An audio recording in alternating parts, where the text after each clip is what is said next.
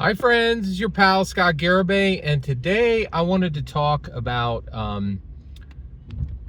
my Teenage Mutant Ninja Turtles campaign, which I'm currently running with the gold player, and continue to recap that.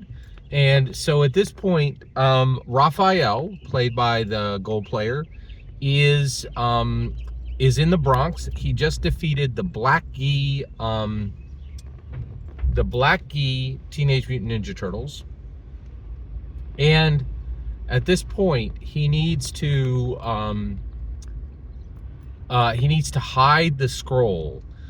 So he has one of 5 scrolls, which may or may not be the Dragon's Shadow. This evil scroll, very powerful evil scroll that Casey Jones took and actually began learning from. Okay, and so he has to hide this in the Bronx. So he's made it all the way to the Bronx, and now that he's in the Bronx, he needs to hide the scroll, and then he needs to get himself back to Fetterman Gardens, where he'll rally with his brother after he has hidden the scroll.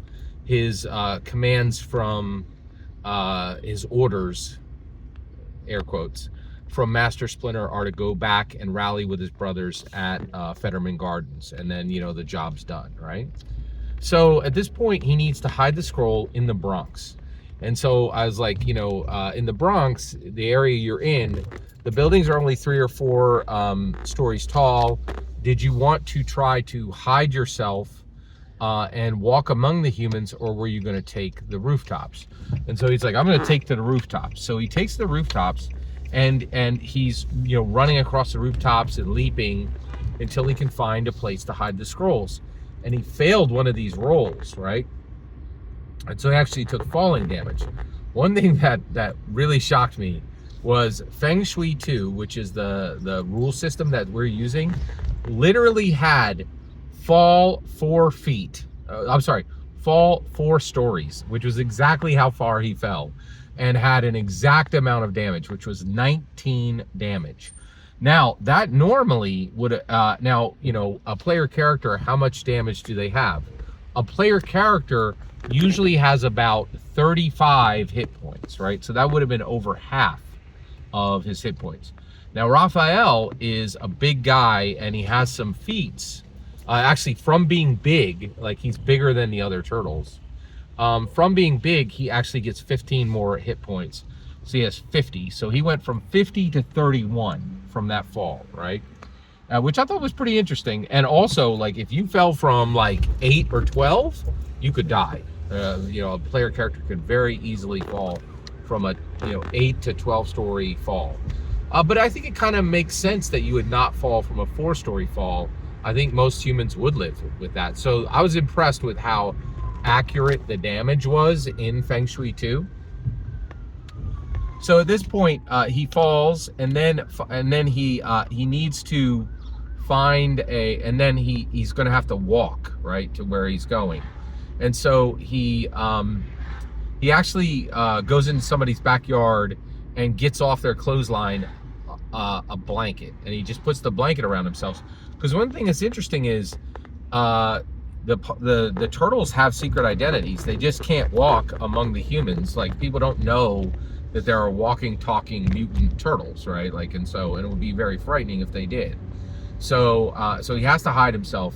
And so one of the things that he comes across also is, so I recently watched the show Sirens, which is women who like sing on the rocks of the cliffs and draw men in and then destroy them. Like, they're destroyed on the rocks, right? So he came across the opposite of this. He came across men who were singing around a barrel, right? And like, like almost like in the old Rocky movie, like, guys just singing around a barrel, with a barrel with fire in it, And so, and it's these guys, and they actually, somebody had brought them some hot dogs from like a hot dog stand that had closed for the day, brought them the extra hot dogs. And so there was this nice scene where I was like, they're like, hey, stranger, come on over, have a hot dog.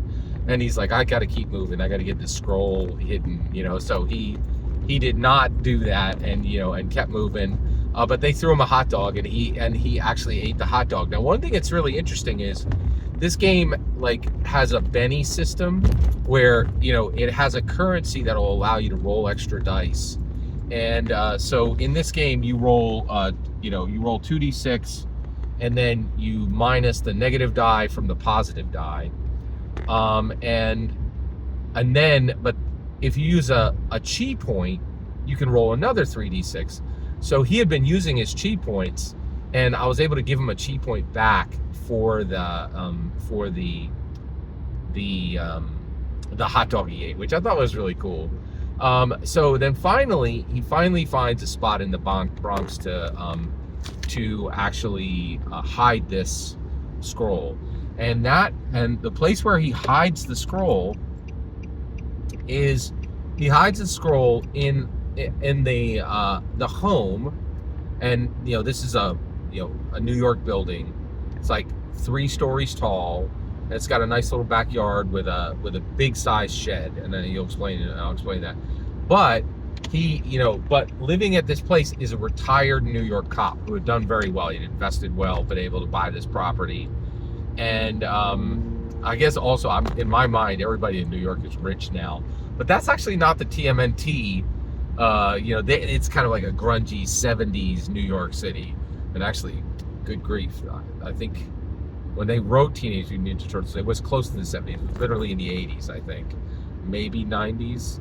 Let me know if you know when TMNT started. I'm almost positive it went back all the way to the 80s. And so I thought that was really interesting. And so it was this retired New York cop's home, and in the back he had this old Barracuda that was his an American muscle car. And behind that, there were some steel pipes that were literally exactly the same as the steel pipes that the scroll is sealed in, right?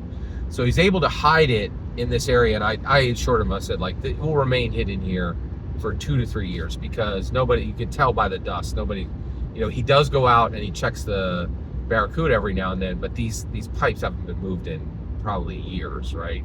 Because they're all dusty, right? So I was like, and you're able to get yours in there without leaving, and he cleaned it up. And so he's found a place to secure and hide the scroll. Now, he doesn't know if that's the Dragon Strike scroll or not. So he puts it in there, and then he needs to go back to Fetterman Gardens. Well, on his way back, he comes across a gambling den, right?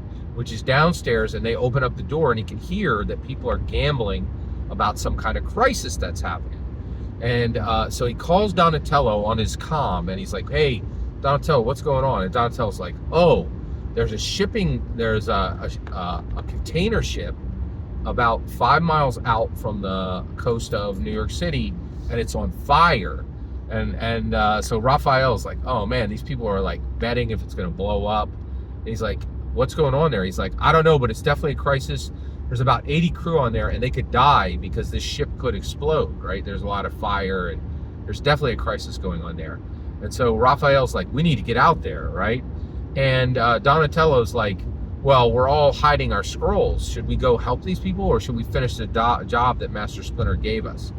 And so Raphael's like, "I've already finished my job."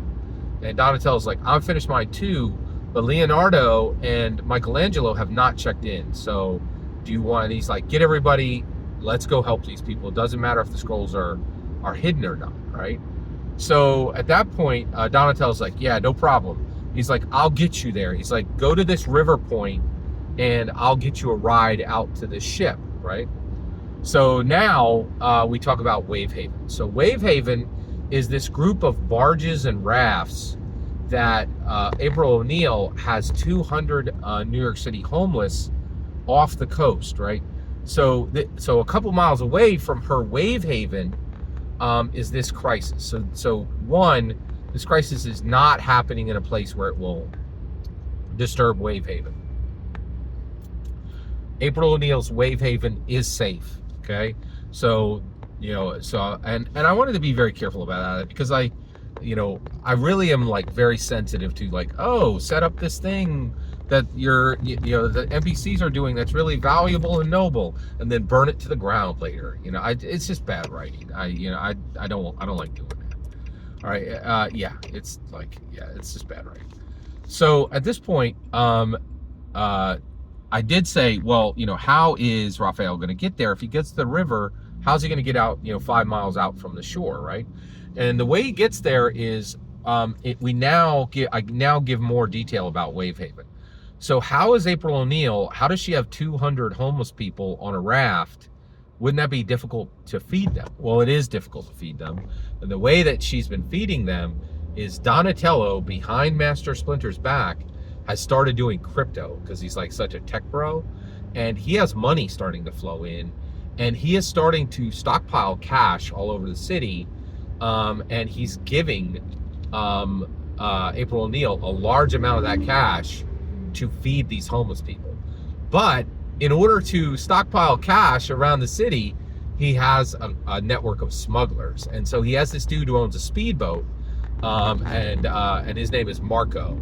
And so Marco picks up Raphael and takes him out to this container ship, right? So when he gets out to the container ship, there's a huge hole that's been ripped into the side of this container ship. And so, but once he gets there, brought out by the smuggler, he rallies with Donatello and Michelangelo, and he doesn't know how they got there. But all three of the brothers are together. Leonardo is not there, right? And so at this point, the three brothers go onto the ship, and on the ship is this gigantic hole about 2 stories above the water line. So it's not sinking yet, but the boat is on fire, right? It's this large container ship, right, which is currently on fire, and it could explode or sink or any of those things. So there is peril here, and so they get in. And one of the things that's cool is, so I was like, and I was like, well, the first thing you're gonna have to do is you're you're going in through this hole where there's this fire, and so and so you're gonna have to you might lose hit points from heat, so you have to make a fire fire safety check, right? And so at that point, he's like, well, this blanket will protect me. I'm like, no, that's a wool blanket. It's literally going to catch fire. And he's like, no, it's one of those fancy shiny blankets, right? And I was like, it is if you spend a chi, right? So I like that like you can, and that Feng Shui has that element in it. I call that a Benny system. A lot of games have this currency that you could pay for something that you don't really have.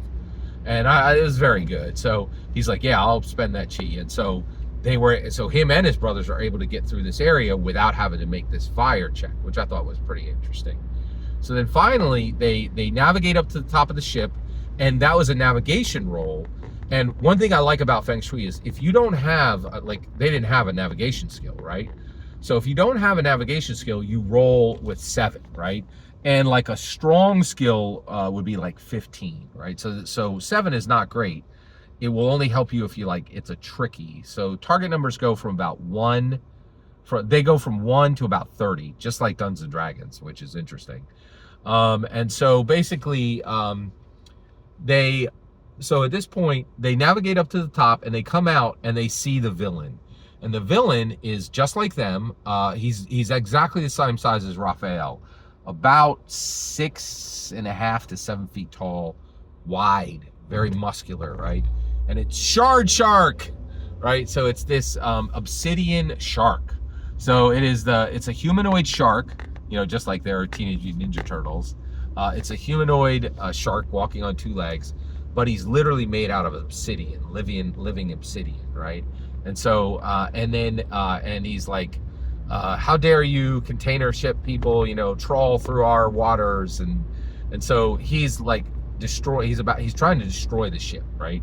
So the Teenage Mutant Ninja Turtles immediately engage him, and Michelangelo and Donatello do multiple attacks which he blocks and outmaneuvers, and finally Raphael lands a really sound blow, and basically Raphael is actually goes around back and stabs him with a sai, using his brother's flanking to get an advantage. And so that's where we ended that session, and I believe this was session 3 of the TMNT core Feng Shui campaign, and that's where we ended it. And thank you for letting me share this recap with you. Every single word you just heard is my humble opinion. The important part is when I get to hear your humble opinion, when you get in the comments and send your traffic. Please consider like and subscribing, and have a fetch millennium.